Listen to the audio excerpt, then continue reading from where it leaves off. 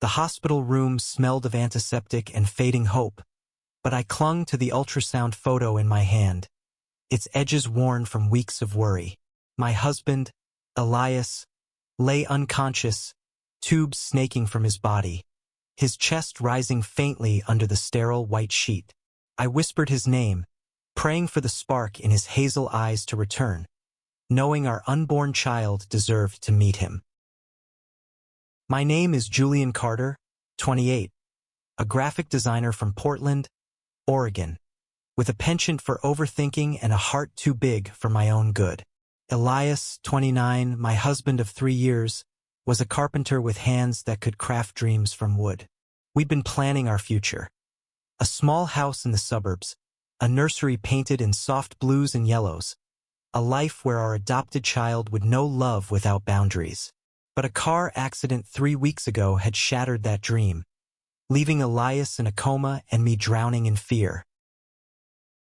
I sat by his bedside, the ultrasound photo trembling in my grip, when my phone buzzed. It was a text from Samir Khalil, my best friend since college, a 27-year-old architect with a laugh that could light up a room. "How you holding up, Jules? Need me to swing by?" I typed back, "Can you check on the nursery? The crib's still in pieces." It was a small request, a distraction from the hospital's suffocating silence. Samir replied instantly, "On it. Stay strong." The nursery was our sanctuary, a project Elias and I had poured our hearts into. We'd chosen every detail together, the oak crib, the cloud-shaped mobile, the wallpaper with tiny stars. But since the accident, it sat unfinished, a painful reminder of what might never be. I trusted Samir to handle it. He'd always been there, from helping us move into our first apartment to standing as Elias's best man at our wedding. Days blurred into nights, and I barely left Elias's side. The doctor's updates were vague, their faces etched with cautious sympathy. "He's stable, but we can't predict when, or if, he'll wake," Dr. Nguyen told me one evening, her voice soft but heavy. I nodded, my throat tight, and clutched the ultrasound photo tighter. Our child, due in 4 months through a surrogate, deserved a home. I couldn't let despair win. Samir called me the next day, his voice unusually hesitant. "Jules, I'm at the house. The nursery, I've got something to show you. Can you come by?" I frowned, confused. "What's wrong? Did something break?" He paused, then said, "Just come. Trust me." His tone carried a weight I couldn't place, a mix of excitement and secrecy that stirred my curiosity despite my exhaustion. Leaving Elias felt like betraying him, but I drove the 20 minutes to our house in Beaverton, the autumn leaves a blur of crimson and gold. When I pulled into the driveway, Samir stood on the porch, his dark eyes bright with something I couldn't read. He wore a paint-splattered hoodie, his black hair slightly disheveled, and gestured for me to follow him inside without a word. The house felt hollow without Elias's laughter, but as I stepped into the nursery, my breath caught. The room was transformed. The walls, once half-painted, now glowed with a mural of a starry night sky, constellations swirling in vibrant blues and golds. The crib was assembled, adorned with a soft blanket embroidered with our initials, J&E. A wooden rocking chair sat by the window, carved with delicate patterns, and a small bookshelf held children's books, their spines bright and inviting. On the wall, a simple wooden sign read, "A love that builds a home." "Samir, how did you do this?" I whispered, tears stinging my eyes. He rubbed the back of his neck, a shy smile breaking through. "I couldn't just fix the crib, Jules. This room, it's for you, Elias, and the kid. I wanted it to be ready no matter what." His voice cracked, and I saw the weight he'd been carrying, the same grief and hope I felt. I turned to him, my voice shaking. "You didn't have to do this." He stepped closer, his hand resting lightly on my shoulder. "I did, because you're not alone in this." His touch lingered, warm and steady, and for a moment, the room felt alive with possibility. But as I looked at the mural, guilt twisted in my chest.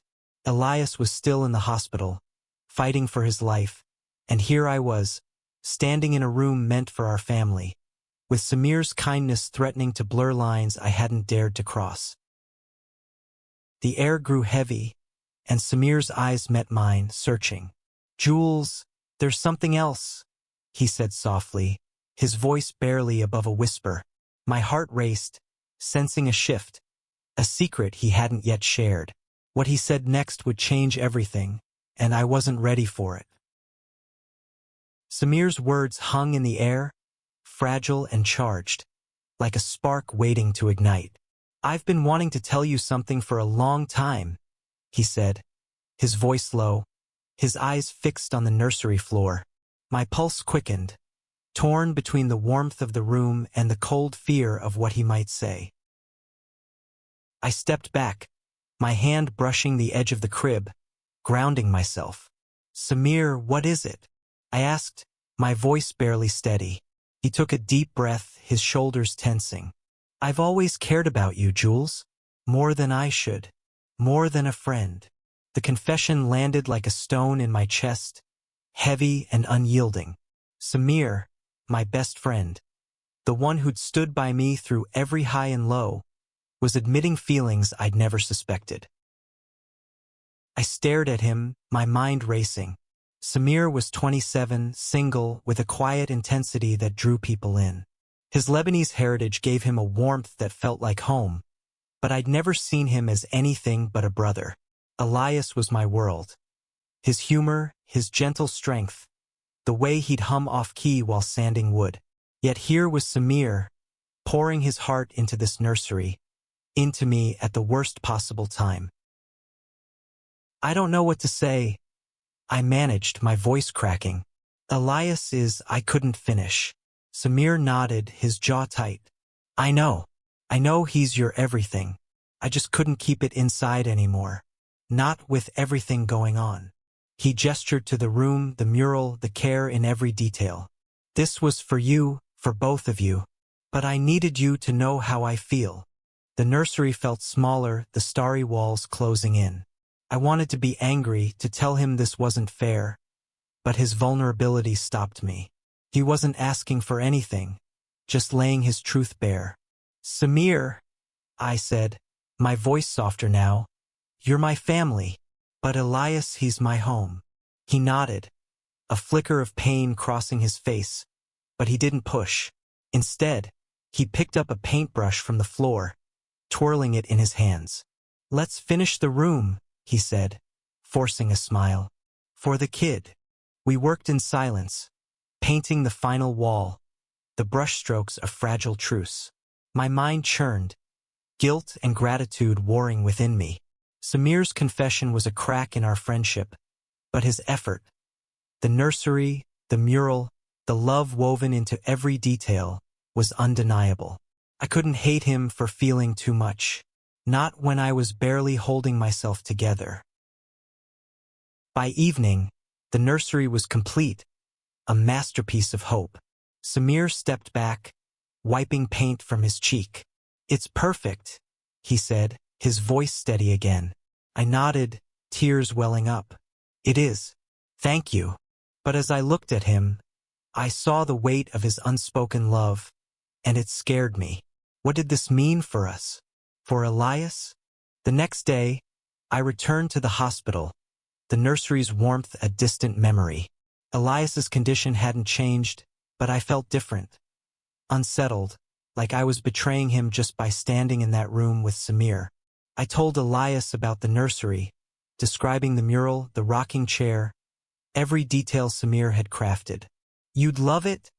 I whispered, squeezing his hand. "You have to see it." His fingers twitched, so faint I thought I'd imagined it. My heart leapt, but the monitor stayed steady, no change. I called Samir that night, needing his steadiness. "He moved, Samir. Just a little, but it's something, right?" My voice was desperate, clinging to hope. Samir's response was gentle but firm. "It's something, Jules. hold on to that. We didn't mention his confession, but it lingered, an unspoken current between us. Over the next week, I split my time between the hospital and the house, unable to stay away from either. Samir stopped by often, bringing coffee, checking the nursery, keeping me grounded. But his presence was a reminder of his words, and I caught myself watching him. His careful movements, the way he listened without judgment. I hated myself for noticing. One evening, as we sat on the porch, the autumn air crisp, Samir broke the silence. "I'm not going to make this harder for you," he said, staring at the horizon. "I'll be your friend.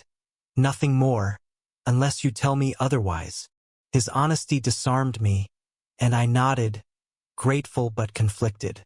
"I need you, Samir, just as you are." He smiled, but it didn't reach his eyes. Back at the hospital, Dr. Nguyen pulled me aside. "Julian, there's been a change," she said, her face unreadable. My heart stopped. "He's showing signs of awareness, small but consistent. We're cautiously optimistic." I gripped the ultrasound photo, hope surging through me. Elias might come back to me, to us. But as I sat by his bed, Samir's confession echoed, and I wondered if our world could ever be the same. Elias's hand twitched again that night, a deliberate squeeze, and I nearly dropped the ultrasound photo. "Elias, can you hear me?" I whispered, my voice trembling with hope. His eyelids fluttered, and for the first time in weeks, I saw a flicker of the man I loved. The next few days were a whirlwind of tests and cautious optimism. Elias was waking, slowly, his body fighting to reclaim what the accident had stolen. He couldn't speak yet, his throat raw from the tubes, but his eyes, those warm hazel eyes, found mine, and I felt whole again. I told him about the nursery, Samir's mural, the life waiting for us. "Our kid's gonna love it," I said, my voice thick with tears. He squeezed my hand, weak but real, and I clung to that promise. Samir kept his distance, giving me space to focus on Elias. But his absence felt like a void, and I hated how much I missed his steady presence. When I finally texted him, "Elias is waking up. Come see him?" he replied instantly, "Be there tomorrow." True to his word, he arrived at the hospital the next day, his usual confidence tempered by something quieter, almost guarded. "Jules," he said, handing me a coffee. "How's he doing?" His voice was careful, like he was navigating a minefield. I smiled, exhausted but hopeful. "Better. He's responding. They think he'll talk soon." Samir nodded, his eyes softening. "That's amazing." He hesitated, then added, "I'm happy for you both." But I saw the flicker of pain, the weight of his confession still lingering. We sat by Elias's bedside, the silence heavy but not uncomfortable. Elias's eyes flicked to Samir, and he managed a weak smile, recognition sparking. Samir leaned forward, his voice gentle. "Hey man, you gotta see what we did to that nursery. It's a masterpiece." Elias's fingers twitched, and I laughed, the sound foreign after weeks of grief. For a moment, it felt like old times, three friends, bound by love and history. But the moment didn't last. As Elias improved, I wrestled with guilt. Samir's feelings, my own confusion, the nursery. It all felt like a betrayal, even if I hadn't acted on it. I loved Elias, fiercely, but Samir's confession had stirred something I couldn't name. Was it gratitude, dependence, or something more? I pushed the thoughts away, focusing on Elias's recovery, but they lingered like shadows. A week later, Elias spoke his first words, raspy and faint. "Love you, Jules," I cried, kissing his forehead, relief flooding me. The hospital became less oppressive, the future less uncertain. We talked about the nursery, our child, our dreams. But I didn't tell him about Samir's confession. Not yet. Felt too raw, too complicated. Samir visited less often, citing work, but I knew he was giving us space. When I finally cornered him at a coffee shop near the hospital, his usual warmth was subdued. "You don't have to pull away," I said, my voice sharper than intended. He looked at me, his dark eyes searching. "I'm not pulling away. I'm just figuring out where I fit." His honesty stung, and I realized how much I'd leaned on him, how much he'd carried for me. "I need you in my life," I said, the words spilling out. "Your family." He nodded, but his smile was tight. "I'll always be here, Jules, but I need time." He stood, leaving his coffee untouched, and I felt a pang of loss I couldn't explain. Elias was discharged a month later, weak but determined, his carpenter's hands itching to work again. We drove home, the nursery waiting like a beacon. When he saw it, his eyes widened, tracing the starry mural, the embroidered blanket, the rocking chair. "Samir did this?" he asked, his voice hoarse with awe. I nodded, my throat tight. He poured his heart into it. Elias pulled me close, his arms trembling but strong. "We're lucky to have him." That night, as Elias slept, I sat in the nursery, the ultrasound photo in my hand. The room was perfect, a testament to love. Not just mine and Elias's, but Samir's too. I wanted to call him, to thank him again, but my phone stayed silent. Instead, I traced the wooden sign's words, "A love that builds a home." It was true, but the love was more complex than I'd ever imagined. As Elias grew stronger, I knew I had to face Samir. His confession couldn't stay buried. It was a truth that deserved respect, even if it changed everything. I texted him, "Can we talk?" "Tomorrow at the house." His reply was simple, "Okay." My heart pounded, unsure of what I'd say, but knowing it was time to confront the tangle of emotions binding us all. The morning Samir came over, the air felt charged, like the calm before a storm. Elias was at physical therapy, giving us the house to ourselves. I stood in the nursery, waiting, the starry mural glowing under the morning light. When Samir arrived, he looked tired, his usual spark dimmed. "Hey," he said, his voice soft, lingering by the door. "Hey," I replied, gesturing to the rocking chair. "Sit. We need to talk." He nodded, sitting cautiously, his hands clasped tightly. I took a deep breath, the weight of the past weeks pressing down. "Samir, what you did for us, for the nursery, for me, it's more than I can ever repay. But your confession, it's been eating at me." He looked down, his jaw tight. "I shouldn't have said anything. It was selfish." I shook my head, stepping closer. "No, it wasn't. It was honest. And you deserve honesty back." My heart raced, the words I'd rehearsed all night tumbling out. "I love Elias. He's my husband, my future. But you're part of that future too. Not the way you might want, but in a way that matters." Samir's eyes met mine, raw and unguarded. "I don't know how to do that, Jules. Be around you, knowing I can't," he trailed off, his voice breaking. I knelt beside him, my hand hovering before resting on his. "You're not losing me. You're not losing us. We're family." The word felt heavy, inadequate, but it was all I had. He pulled his hand away, standing abruptly. "Family," he repeated, the word laced with pain. "I want that, Jules. I do. But I need to figure out how to live with this."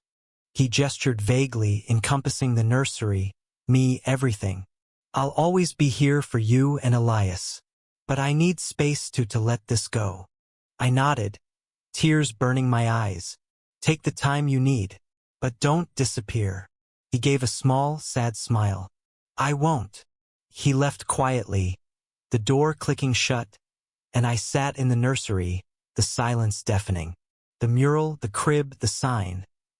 They were all pieces of Samir's heart, and I wondered if I'd just broken it.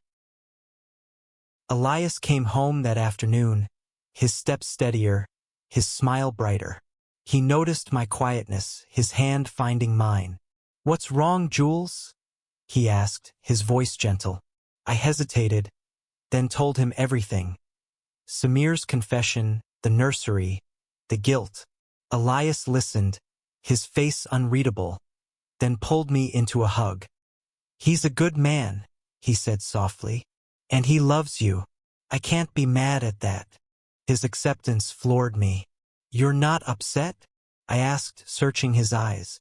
He shook his head, a faint smile breaking through. "I know you love me, and I know Samir's heart. He built this room for us, for our kid. That's not something you throw away." I cried then, relief and love overwhelming me. Elias was right. Samir's love, even unreturned, was a gift. Over the next weeks, Elias grew stronger, and we prepared for our child's arrival. The nursery became our refuge, a place to dream again. Samir kept his distance, but he texted occasionally, checking in, his messages warm but careful. I missed him, but I respected his need for space, trusting he'd find his way back. One evening, as Elias and I sat in the nursery, planning names, my phone buzzed. It was a photo from Samir, a sketch of a tiny wooden toy, a star-shaped rattle. "For the kid," the caption read. I showed Elias and he grinned. "He's still in this with us," he said, and I nodded, hope blooming again. The surrogate, Maria, called a week later, her voice bright. "Julian, Elias, you ready? Things are moving faster than expected." Our child was coming early, and panic mixed with joy. We rushed to the hospital, the nursery's promise fueling us. As we waited, I texted Samir, "Baby's coming. Wish you were here." He replied instantly, "I'm on my way."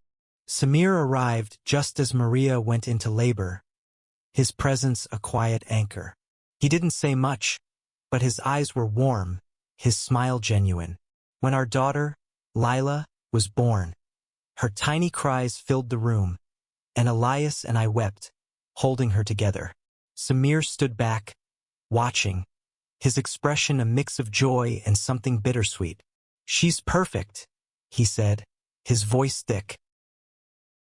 As we brought Lila home, the nursery felt complete, her tiny form in the crib a miracle.